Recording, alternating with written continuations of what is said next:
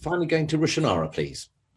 Good morning, everyone. So I'm going to start off with some further questions on assumptions about the vaccine rollout and also test and trace, and then go on to our favourite subject, Brexit. Can't really avoid it given the uncertainties. So Richard, you earlier set out very clearly the different scenarios in relation to test and trace, but also implementation of a vaccine. What is clear is that you're assuming that there is an assumption built in that test and trace policy is only partially effective in the central scenario. Can you talk through what counts as partly effective, and also isn't that quite damning considering the amount of money, the billions, 12 billion and then further billions that are being spent on test and trace, and the scale of funding that is being invested there, that it's still a long way off in terms of implementation and has led to a second lockdown. And I'd like you to then focus your remarks on what the, in actual terms, what the economic impact in numbers there has been as a result of test and trace not being effective in that scenario. Sure. In terms of what we meant by saying test and trace in our central scenario only being partly effective, I think where the judgment about its effectiveness comes in is in two regards. One is and again, it's linked to this point about the different elements of the public health response having to dovetail with one another. And so part of what determines the effectiveness of the TTI regime is how effective the initial lockdown is in getting case numbers back down to a level that is low enough to allow a test, trace, and isolate system to operate, any test, trace, and isolate system to operate effectively. I think as you've seen in countries in Asia, to actually use TTI effectively, you've got to have very, very low case numbers. And so one judgment that we had to make was, by the 2nd of December, how low a case number is going to be, and is the TTI system going to be able to take over at that point and keep those numbers down by identifying outbreaks and tamping them down.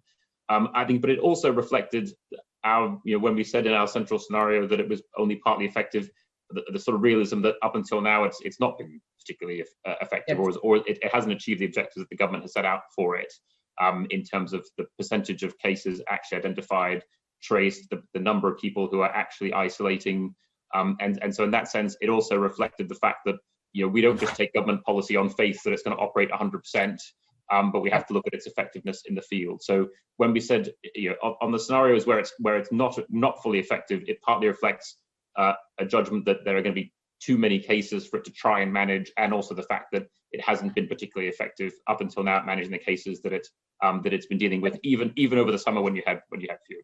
So just on that, just following on from that, what has been, so we know absolutely, you're right, the first lockdown was supposed to buy us time.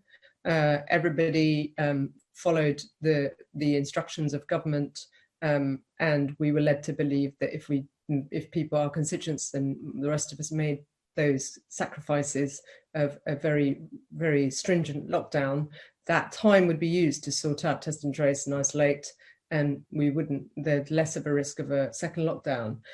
What has been the economic cost of not getting test and trace and isolate right from the first lockdown, and what is the likely knock-on effect if this period, this period, as you say, of this lockdown doesn't have the effect of the improvements that are needed in TTI on the economy? What are the facts on that? What are the actual numbers? So we haven't done a sort of counterfactual analysis of what would have happened had test, track and trace been more effective over the last 6 months. I think what you can see in the difference between our upside scenario, where the combination of lockdown, a reformed test, trace and isolate system, and then early arrival of the virus, generates quite a rapid recovery in economic activity and a return to normality by the end of next year. That's the sort of benefit of all the aspects of the public health response. As I said, the rocket, all 3 stages firing in perfect sequence.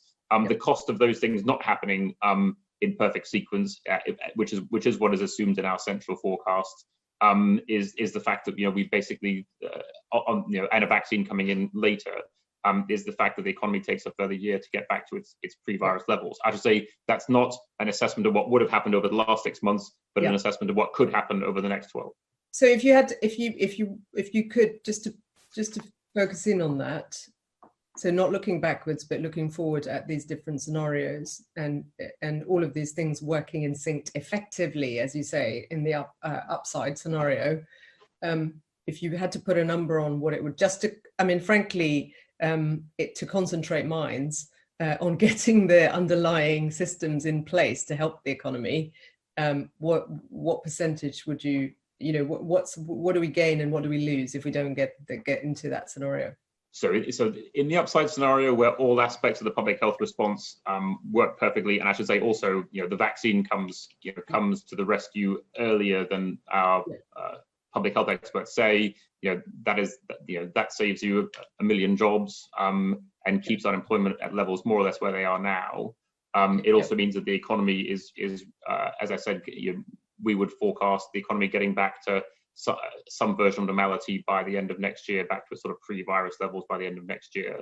On our central forecast, where sort of things fall between the gaps between different elements of public health response, you've got an extra 1 million unemployed, and you've got the economy taking an extra year to get back to its pre-virus levels.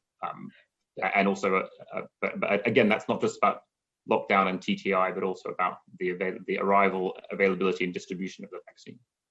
Yeah. So basically, we've got to learn from. If I just taking away what you're saying, 1 million jobs could be saved if the government gets the test and trace and isolate system right, improves it, given the things that have not gone according to plan, and the vaccine implementation. That's 1 million jobs they could save if they could get this right, and that's the key message, and the economic dimension. And I think just in relation to that, I just wanted to pick up on the other point you made earlier to the chair's questions, which is about the downward, the worst case scenario, where we could find ourselves in a third lockdown and another year of, stop-start, closing the economy, lockdowns by, towards next winter. Doesn't bear thinking about, given where we are now. So can you just talk through what in that scenario you think needs to happen if there are delays to implementing the vaccine and test and trace is still far off to get being at the level that some other countries have got it to? What needs to be happening in relation to support schemes to people, tiered support? We've got a situation at the moment where tier 3 areas are not getting the associated economic support that they really need. Should the government be ending the CJRS in that scenario? Or should they be planning for that in advance? Because it's been really frustrating for our constituents that, on the 31st of October, literally at the 11th hour, the government's finally said they're going to extend it to March, whereas a lot of jobs could have been saved if some of that preparatory work and planning was done in advance with those scenarios in mind. Should that be, So it's not for us to give the government policy advice in any scenario. One thing that we did have to do in the downside scenario, however, was to make some assumption about the fiscal implications of it, because I think it wouldn't be reasonable to think that the government would just sit on its hands in the face of a third wave and not do anything to support the health service, businesses, and workers. So we did factor in some additional costs in that downside scenario to government. We didn't attribute it to particular areas, either business support, worker support to public services, but we just assumed that it was about half the cost of the second wave of the virus, were we to have a third wave. But it's not for us to say what the government sort of should or shouldn't do in particular scenarios. Sorry, so could you just remind me? I have been wading through the report, but could you just, for the benefit of for viewers, could you just remind us how many billions that would be if we have a third wave and it's half the cost of the second wave? I'm trying to remember exactly how much we'd factored in for the third wave and what the elements were. 30 billion, I think, was what we put in. I think it was about 30 billion factored as additional cost to the third wave. So there's another additional cost of 30 billion if we don't get test, track and isolate done, just in terms of support schemes, and then 1 million unemployed, 1 million jobs will be lost if the government doesn't get a grip on TTI and implement the vaccine effectively. Not to mention another year of overall economic contraction. Would that be a fair statement? It's not just about TTI in the sense that the downside scenario also assumes that a vaccine is not effective. Yes. And so not all these things are in the gift of the government. They depend on progress on science and the effectiveness of these vaccines. Agreed, but we can see that we can see quite a lot of room for optimism in terms of the evidence so far on vaccine effectiveness. Obviously, you can still get upsets. What we have seen, though, is the government making a dog's breakfast of test and trace and isolate over the last few months. And second lockdown was meant to be another more biding of time to get it right. And there's no sense that that's going to happen. That's happening. That doesn't bode well for implementing the vaccine, which is needed. And you mentioned that in your scenarios. So that's why I'm kind of focusing in on that, because the economic dimension is completely, it's not a trade-off, it's about interplay, as you say, between the two. So I guess the point is, I suppose the point is that if we don't get this stuff right over the coming months, then your downside scenario, leaving aside the vaccine point, could be in that order. Is that right? The downside scenario, to have the full consequences, also have no vaccine coming along to support an economic recovery. But in the near term, between now and when a vaccine is available, we are dependent on the lockdown currently in effect, test, trace, and isolate, and the tiered public health restrictions as essentially our method for managing the virus and mitigating its impact on wider economic activity. Yeah. Okay. Well, thank you so much. Well, that takes me neatly onto Brexit, because obviously, people have had a year from hell. We've had 4 years of Brexit uncertainty, which has already substantially affected the economy in terms of uncertainty, confidence, investment down, and the rest of it. We now have a very short window for the government to secure a deal. You've set out in the report what the impact, even with a typical, and it'd be good to get some more insights into that, a typical deal, free trade agreement with the EU, that GDP, long-term GDP would be substantially reduced by a number of percentages. It'd be good to be clear on precisely how many percentage points, and a WTO no-deal Brexit scenario, again, would have a very damaging effect. So could you speak to those points, and then could you please explain to us whether you think it's on a par in terms of a no-deal scenario is on a par with the damage that coronavirus has done, or is it likely to be the long-term effect, likely to be 2 to 3 times, as the LSE analysis showed that the governor of the Bank of England concurred with, likely to be much higher in that sort of order?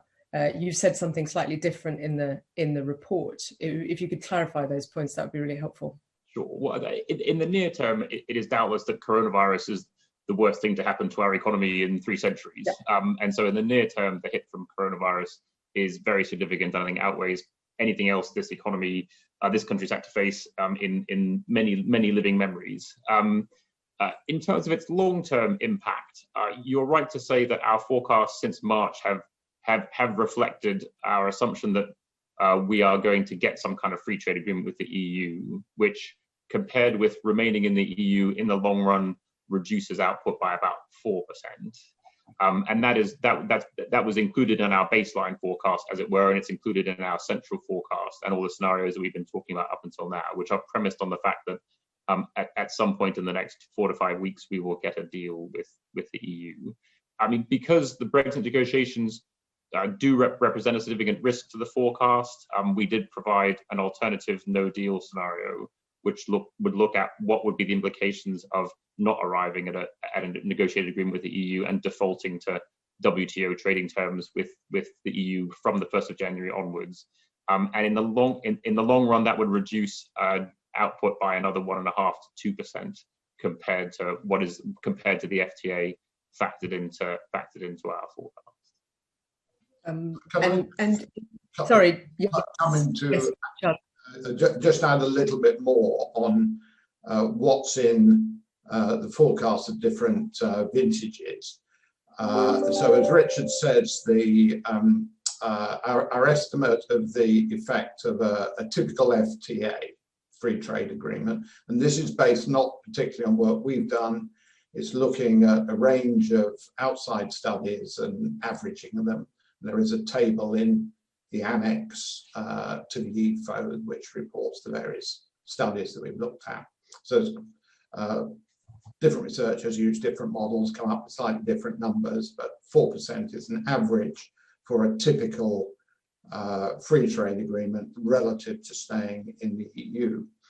Now, of that 4%, we reckon that about a third is effectively already in the data, because since the Brexit referendum, investment has stagnated as opposed to growing in the way we expected it to. And that's knocked about a little bit under 1.5 percentage points of potential output. Now, some of that withheld investment would come back once the uncertainty is resolved. So essentially part of the Brexit effect is already in the data.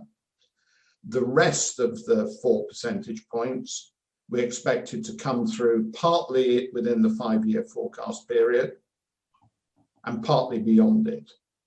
So back in March, we basically said a third's in the data, a third comes through in the forecast period, and the remaining third beyond the end of the forecast period, because it takes quite a long time for the economy to fully adjust. Right.